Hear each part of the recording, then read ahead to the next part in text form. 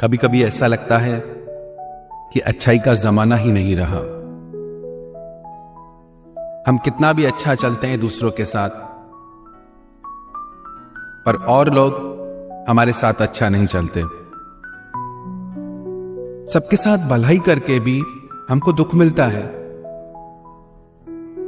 और जो लोग दूसरों के साथ बुराई करते हैं, बुरा चलते हैं, वो अपनी जिंदगी में खुश हैं, मजे करते हैं। अच्छे लोगों का तो जमाना ही नहीं है। एक बात पर विचार करें, आप अपनी जिंदगी में किन लोगों को अपने पास रखना चाहोगे? जो आपके साथ अच्छाई करते हैं या जो आपके साथ बुराई करते हैं? किन लोगों पे विश्वास करोगे? किन लोगों से प्यार करोगे? जो आपके साथ अच्छाई करते हैं या जो आपके साथ बुराई करते हैं? हर व्यक्ति अच्छे इंसान की तलाश में है। कभी कभी लगता है कि सब गलत हो रहा है। जो बुरे लोग हैं वो बहुत अच्छी जिंदगी जी रहे हैं। अच्छे लोगों की जिंदगी में कितना कष्ट है। एक बूढ़ी औरत थी, उसकी 3 छोटी छोटी बेटियां थी। एक बार देवर्षि नारद धरती पे आए। उन्होंने देखा कि वो बूढ़ी औरत जैसे तैसे करके, कुछ काम करके उन 3 छोटी बच्चियों का पालन करती थी। एक बच्ची 5 साल की, दूसरी 2 साल की, तीसरी 1 साल की। उस बूढ़ी औरत को देख के देवर्षि नारद को उन पे गर्व भी हुआ और दुख भी हुआ कि इस वृद्धावस्था में भी ये वृद्धा औरत कितना कष्ट भोग रही है, कितना काम करती है बच्चों को पालने के लिए। कुछ दिन बाद देवर्षि नारद वहां से फिर गुजरे तो देखा कि वो वृद्धा औरत वो मर चुकी थी। ये देख के उन्हें भगवान पे बड़ा गुस्सा आया कि भगवान दुनिया को चलाना जानते ही नहीं। जिन लोगों की कोई जरूरत नहीं वो कितना जीते हैं। इन 3 छोटी कन्याओं का इसके सिवा कोई था भी नहीं। भगवान ने इसे ही मार दिया। ये तीनों अनाथ हो गई। एक ही सहारा था इनका, उसे भी छीन लिया। बहुत गुस्से में भर के वो भगवान के पास आया और भगवान से कहने लगा कि भगवान, आपको दुनिया चलाना नहीं आती। सब कुछ उल्टा पुल्टा चल रहा है। 3 छोटी कन्याएं जिनको एक वृद्धा महिला पाल रही थी, एक ही सहारा थी उनकी, आपने उन्हें भी मार दिया। जिनकी जिंदगी का कोई अर्थ नहीं, वो कितना जीते हैं। अब उन 3 बच्चों का क्या होगा? आपको दुनिया चलाना नहीं आता।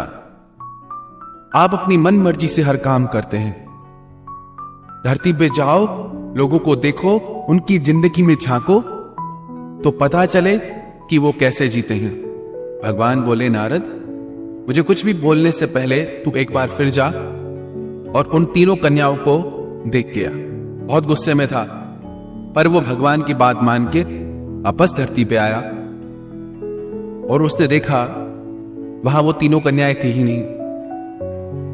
नारद को अभी बहुत दुख हुआ कि उन 3 कन्याओं के साथ क्या हो गया। कोई उनका अपहरण करके ले गया, किसी ने उनके साथ कुछ गलत कर दिया, और उसे गुस्सा आने लगा। फिर उसने किसी पड़ोसी से पूछा कि यहां 3 कन्याएं रहती थी, वो कहां गई? तो उस पड़ोसी ने बताया कि उन 3 कन्याओं की मां की मौत हो गई। वो 3 कन्याएं बिलख रही थी, रो रही थी। फिर शहर की रानी यहां से गुजरी। इन 3 छोटी कन्याओं को रोता देखकर उसे दया आ गई। उसने उन 3 कन्याओं को गोद ले लिया। अब वो 3 राजकुमारियां बन गई है।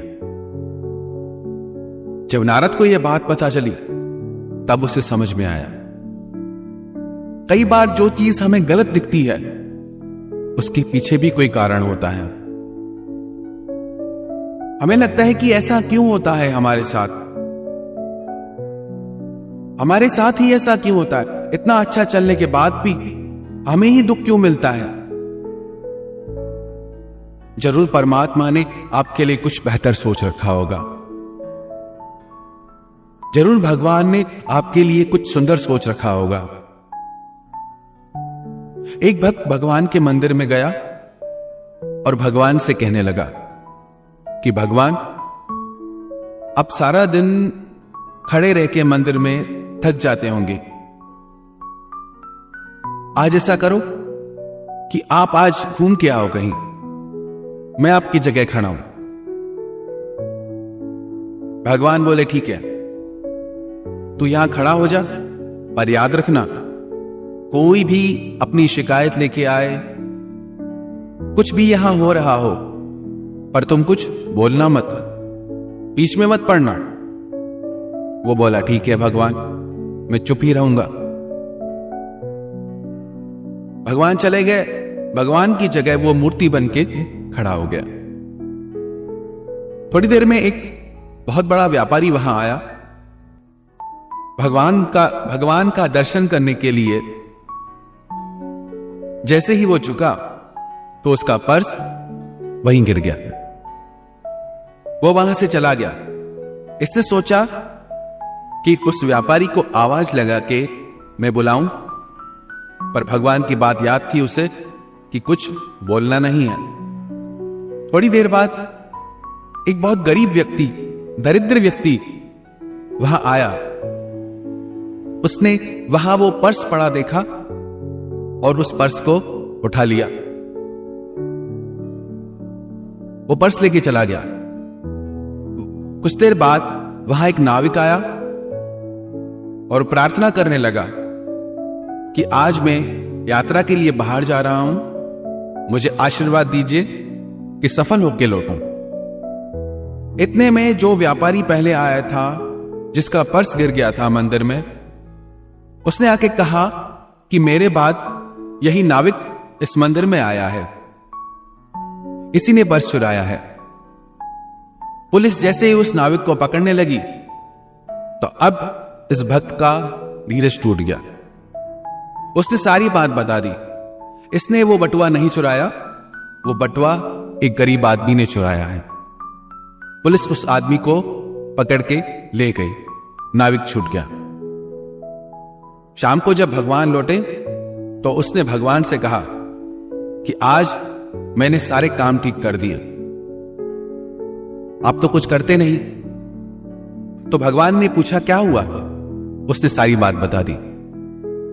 भगवान ने कहा कि मैंने सबके लिए कुछ अच्छा सोच के रखा है, पर तुमने सारा काम बिगाड़ दिया। जो व्यापारी, जो सेठ सबसे पहले आया था, वो गलत काम ही करता है, गलत धंधे ही करता है।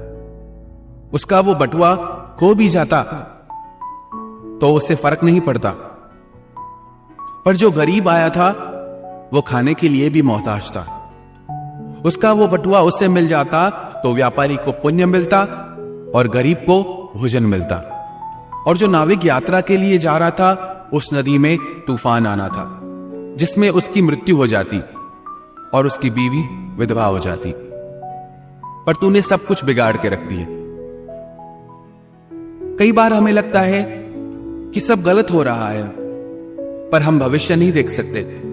हमारी बुद्धि बहुत छोटी है। जो वर्तमान काल में दिखता है, जो सामने दिखता है, बस वही सच लगता है।